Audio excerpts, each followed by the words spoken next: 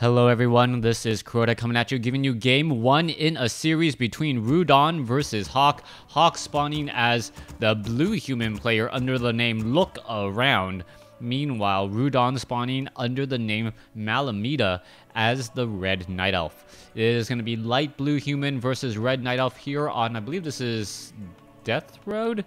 I didn't catch the name right in the middle, but this is a map that I am fairly familiar with. This was a map that became popular and is currently used in the War 3 arena.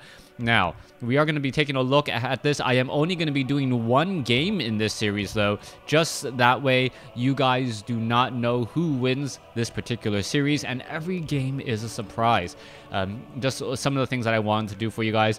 Also, another reason why I'm doing it, for some strange reason, my version of Echo Isle on my computer doesn't allow me, doesn't work. So any map that has Echo Isle really just doesn't work at all. And any series that has Echo Isle, I can't cast it. I'll try and figure that out a little bit later, as we are now at the 2-minute 25-second mark, and a very interesting strategy by Rudan to purposely build that Altar of Elders off to the side where it wouldn't be spotted. Now, this is an archer opening with a Beastmaster. You can see the lightning shield on that archer as well, and this is really well done. If the Beastmaster can, in fact, take down all of these units and then perhaps make his way off to the north to take down this creep camp for the Runes of Rebirth, that will give him a big advantage. Meanwhile, the Archmage is already out on the field with 2 Water Elementals and two of those Rune of Rebirth units, the Skeletal Marksman and that Burning Archer. Both very strong units to have on a map as like this with an early Archmage, and I gotta admit, this map does tend to favor human players during the opening portions. It's going to be an uphill battle for Rudan to try and figure out what exactly he's going to be doing next. We can see that there is a Hunter's Hall, though, being placed down, and also a second Ancient of War, which should be ready to try and creep out this Goblin Merchant shop in just a little bit. Now, the Beastmaster is not going to be able to take down this farm. Too much piercing damage, as just Axwell has clearly stated, this map is a little bit strange. It is not your typical map. Okay, let's go ahead and make its way down over here. I don't know why he's talking about a little child being left alone in the night, but it does happen on this map as we're looking at the Skeletal Marksman now, and eventually this Burning Archer. Both of them are going to be Rune of Rebirth, and they're back out on the field. Now, this map is very heavy on creeping, as you guys have noticed, as we're also looking at the Ancient of Wonders now attempting to take down this relatively easy scout farm. Now, what is Hawk going to do? Is Hawk going to press with his level 3 advantage, that it's quickly going to be negated here? And we are also looking at Huntresses. Now, Huntresses would normally be a very strong unit on this map, or in this matchup, as Water Elementals are the only source of piercing damage normally. But with the addition of the Skeletal Marksman and the Burning Archer, the unarmored units of those Huntresses actually get taken down and focused down relatively quickly. That could be a little bit of bad news here. As we're taking a look there, you can see the Burning Archer's Water Elementals are all in position, and short of any, beautiful focus fire onto those units there, Water Elementals and defend now already on Hawk's units. Excuse me, Rudan's units. This is just very strange indeed. All right, let's go ahead and take a look at this. We're going after the town hall here.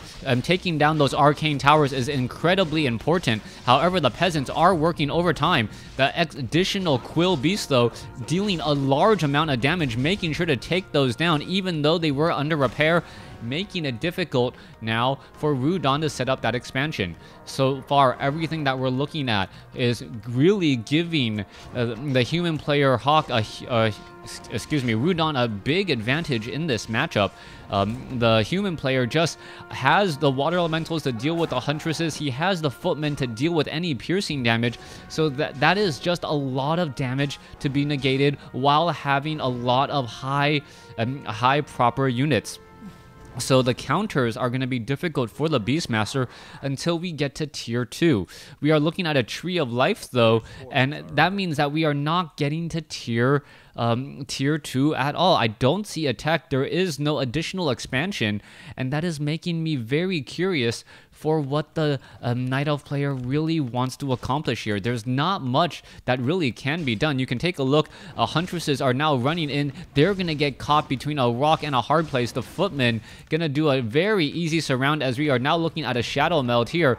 The Archmage is going to be forced to go ahead and buy some Dust of Appearance, but those footmen are not going to leave that spot at all, and that is going to be 2 dead Huntresses already.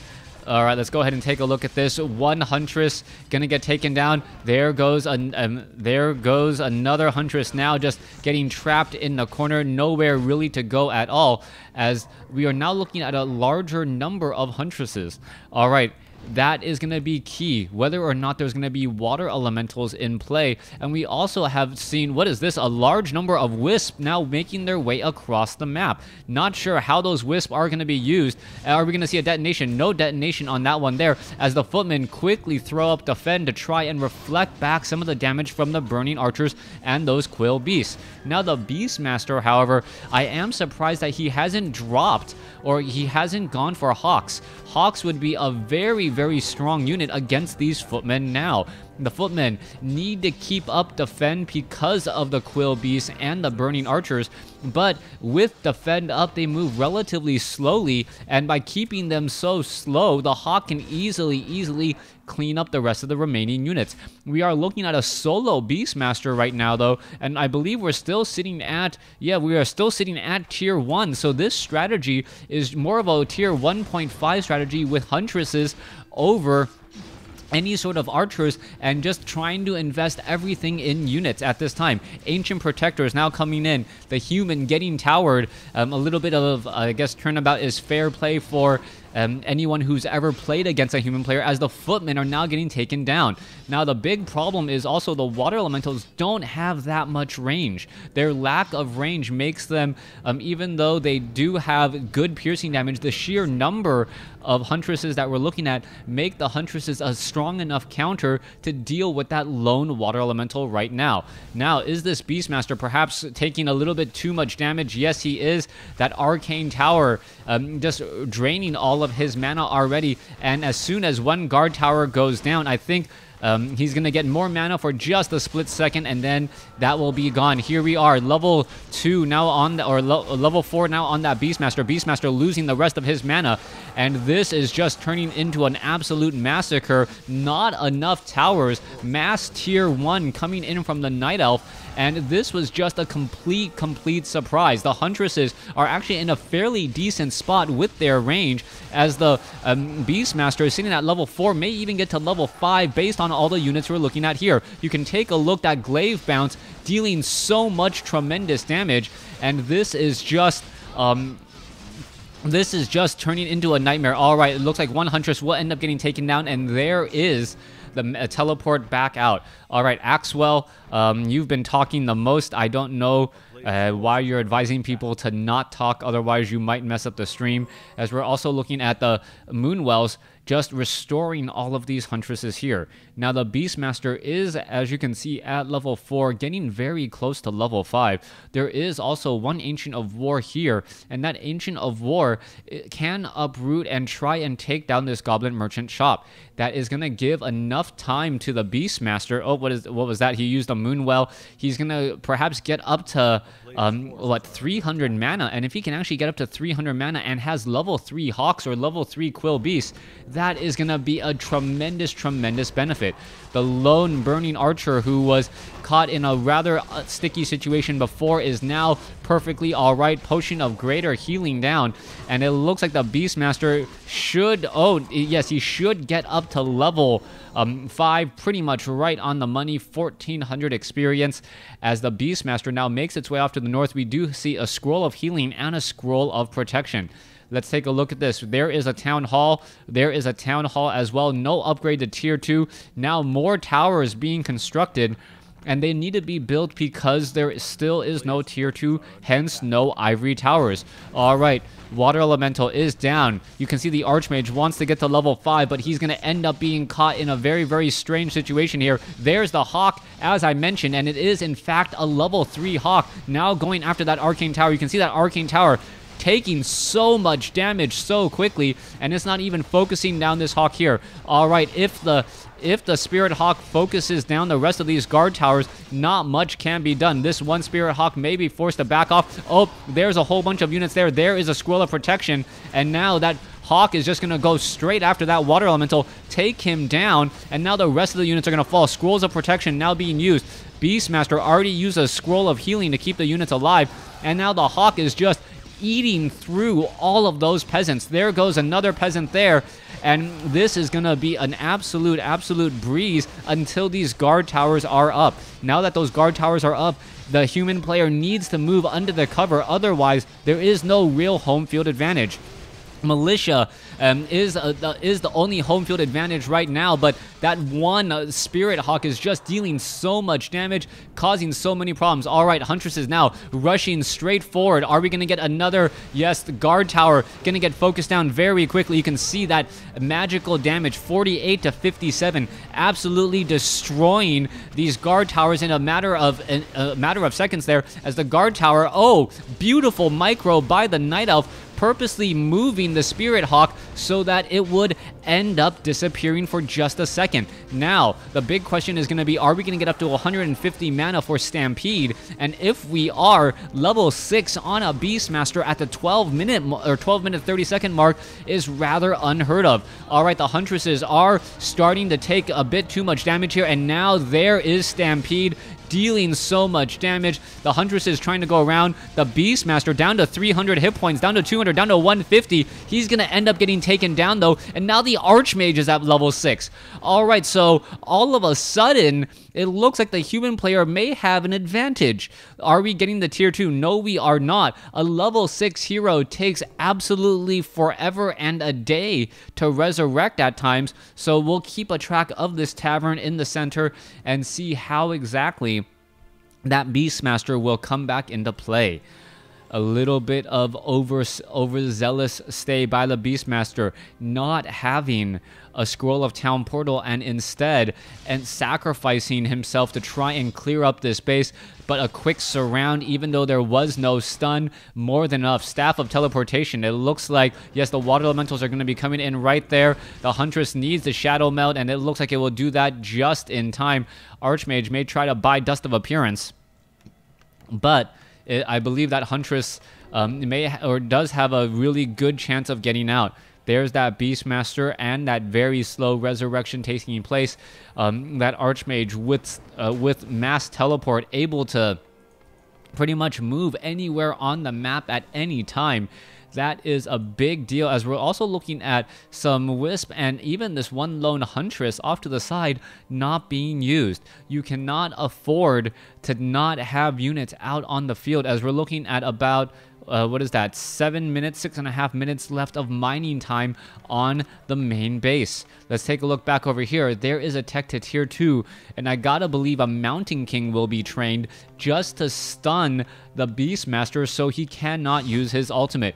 Guard towers, Water Elementals now coming in. There's a Dust of Appearance. The one lone Huntress now trying to get out. He is in, or she is in, a very, very difficult spot.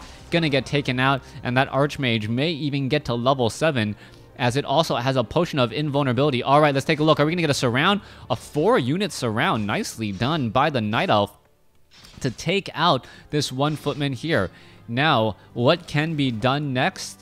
Adding of glaives. You need to have glaives for that range to put pressure, and by having glaives as well, you kind of move the fight to your neck of the woods. You are able to You are able to really determine when the fight is going to be happening, and you are also far enough away from those guard towers so that not much is going to happen. All right, Water Elemental taking a little bit of damage. There is a quick pierce there, as now the Water Elemental is trying to back off. This is one of those situations that I mentioned. That Water Elemental is just going to be caught in a very bad spot, and the Beastmaster going to take him down with not much effort. Now the question is going to still be whether or not there is enough range on these Huntresses and this one Spirit Hawk to really make a difference. There is 4 towers, and now we are going into Arcane Sanctums. All right, there is the fight here. One Spirit Hawk. Now you can see the Water Elemental taking a lot of damage. The Water Elemental going up against the Spirit Hawk. It looks like the Spirit Hawk is going to end up coming out a little bit ahead there with the help of all the other units, as the Huntresses trying to get a surround. It's not going to really work though. Why try and surround a unit that you know for a fact? Wait.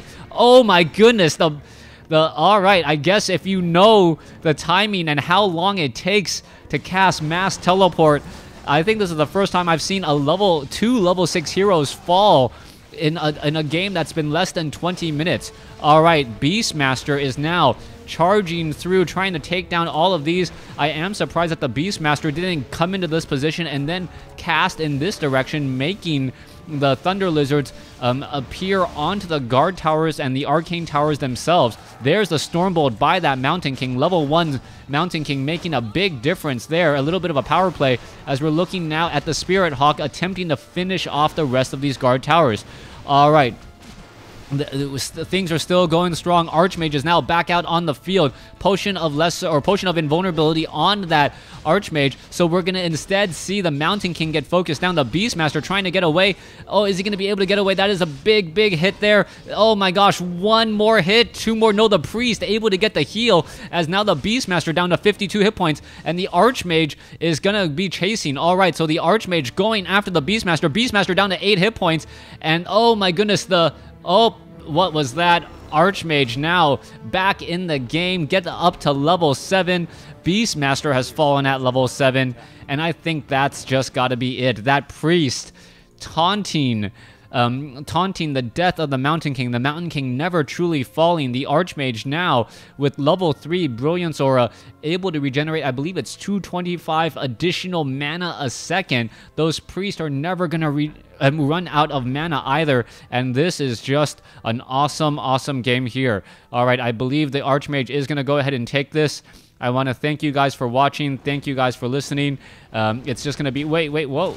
I take it back. All right, Water Elemental is now going back over here. The Huntress is now trying to pull back here. I don't see the Beastmaster. I'm not sure what's going to be happening, and I think the units are just going to be falling here. There's not much gold left in that gold mine, and there is the GG. Thanks for watching. Thanks for listening. Hope you guys enjoyed it.